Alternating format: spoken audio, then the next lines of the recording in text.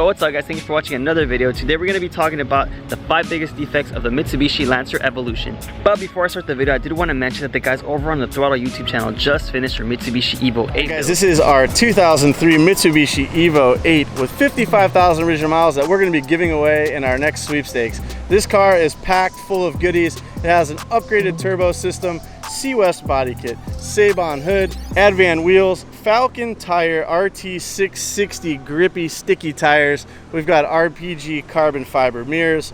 We've got Sparco seats, Sparco harnesses, Sparco steering wheel. This thing is chock full of goodies and it will not disappoint. Now, if you don't know who Throttle is, they're basically a YouTube channel based out in San Diego, California. They basically build a lot of sweet cars. They built like a 240SX, a Subaru STI. They just built the Evo. They built a 310 GT, and I'm hoping they eventually build a DSM because I know all of you guys here love DSMs, and it's a really great car. But anyways, what I'm trying to say is how this works is basically you go on their site.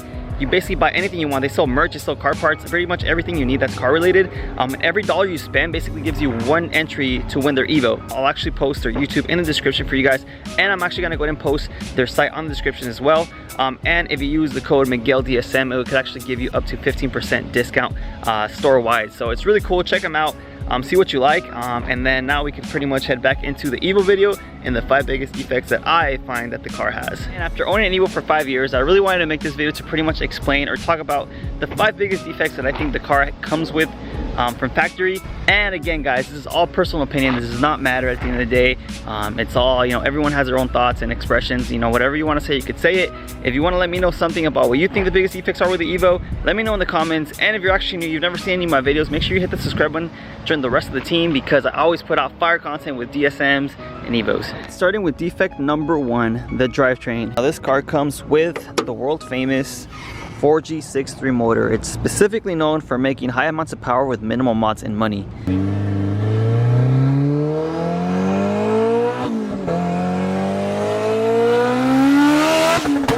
But due to this, once you start making higher increments of power, passing at least the 400 range, you start running into drivetrain issues. Now, due to the Evo making high increments of power on the 4G63, a lot of the owners tend to run into drivetrain issues from what I've seen. This car specifically actually only makes 400 horsepower with full bolt-ons N85, and I actually had to replace the transmission around 6 months ago because I pretty much lost all my gears. It is currently now on a fully built transmission with carbon synchros, a different final drive, the Evo ultimate gear ratio, it's gyro treated and everything. And the car also comes with an action twin disc clutch, which can hold up to 1200 horsepower, which is triple the amount of power that I have now. And it's more than enough, but I really have something on there that's going to go ahead and last me pretty much for any type of power that the car will ever make. The biggest drivetrain issue is pretty much a transmission. I also do notice that a lot of Evos, especially on a hard launch, will actually blow out their transfer cases. I mean, what do you expect when you have a super old car? These cars are at least 14 years old now. And you know, nothing lasts forever, even if you maintain it. But then again, a lot of Evos go through a lot of abuse just because they're high performance cars, and well, something's going to give out eventually. So you can't really blame the car. Again, abuse, maintenance, and all that comes into play. But from what I've seen and what I've personally experienced, the transmission pretty much gave out on me after pretty much 4 or 5 years of ownership and 400 horsepower. We're going to go into defect number 2, which is going to have to be the Mitsubishi Evo interior.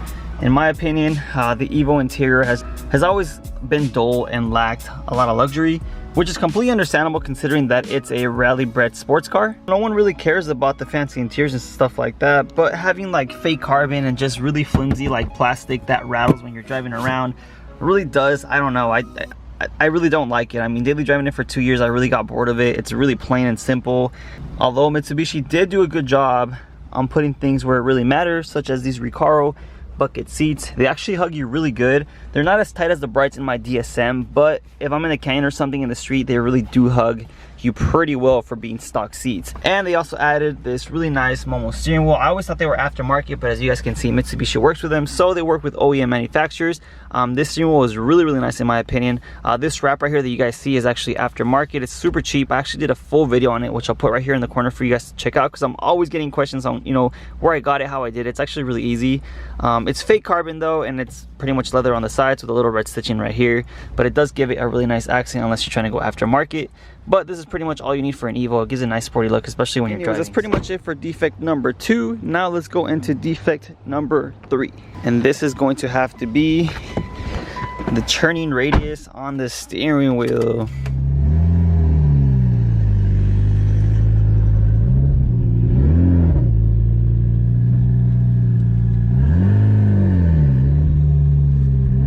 Which is actually understandable because, you know, when you have a sports car like this, they all have short turning radiuses. But when you're daily driving this car for pretty much 2 years, it does get really annoying. And I only say this because I daily drive my car. Well, at least I used to for 2 years straight. Of course, it's something really simple, something really dumb. But then again, it's just little inconveniences that the car has. And for defect number 4, it's going to have to be the rarity and difficulty of finding a clean, stock, unmolested Evo. Any Evo for that matter, actually. Finding a stock clean Evo nowadays is almost unheard of. It's like a myth, it's a legend.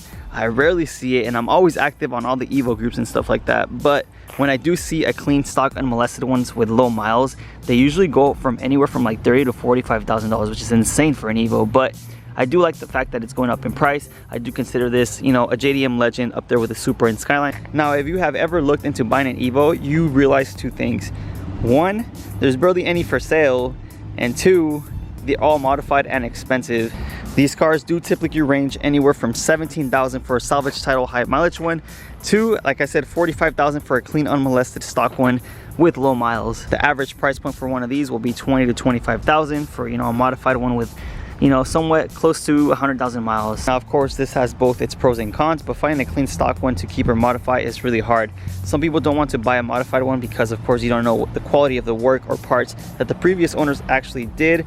And you don't know what abuse the car has, and you don't know if it's prone to breaking due to, you know, lack of maintenance. The only good side about finding all these Evos with modifications is that you don't have to buy certain parts all over again when buying a car. So for example, if I was to buy this car like this, I wouldn't have to get the JDM headlights, I wouldn't have to get the wheels, I wouldn't have to get the carbon fiber ducts, the front lip, the cage, the carbon fiber extensions, you know, stuff like that. I mean, obviously it all comes down to personal preference and taste, but you know, at the end of the day, it's all on you. And for the car's final defect, some of you might find this dumb or unnecessary, but it has bugged me since day one of owning this car.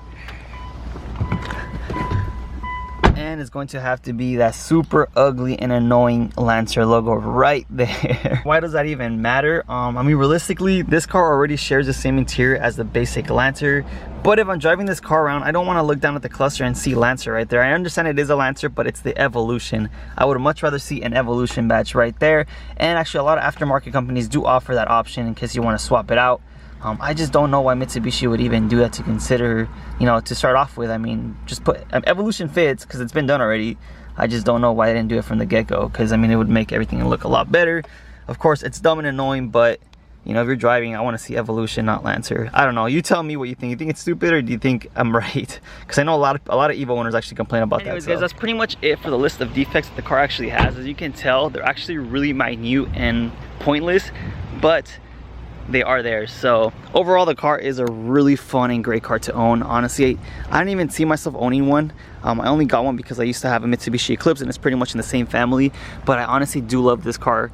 You know, I just love how it drives. It feels like a go-kart. It's so nimble. It feels so light. It's really quick, honestly. Like for 400 horsepower, it pulls on a lot of cars, a lot of modern cars, and it just keeps up. The looks are very modern. I feel like this look is timeless. I don't know. I really do love the Evo, and it's pretty much stock. I mean, there's still a lot to modify with it. So if you actually haven't subscribed to the channel, subscribe, because I'm actually going to be modifying this car a lot more. I'm going to make it faster. I'm going to make it look a lot better. There's a lot coming for the channel. Honestly, I'm super excited to share it with you guys. Comment me something, talk to me. I try to answer all the comments, by the way, guys, especially when the video barely comes out. So I'm gonna let you guys go. Short little video today. Hope you enjoyed it. See you on the next one.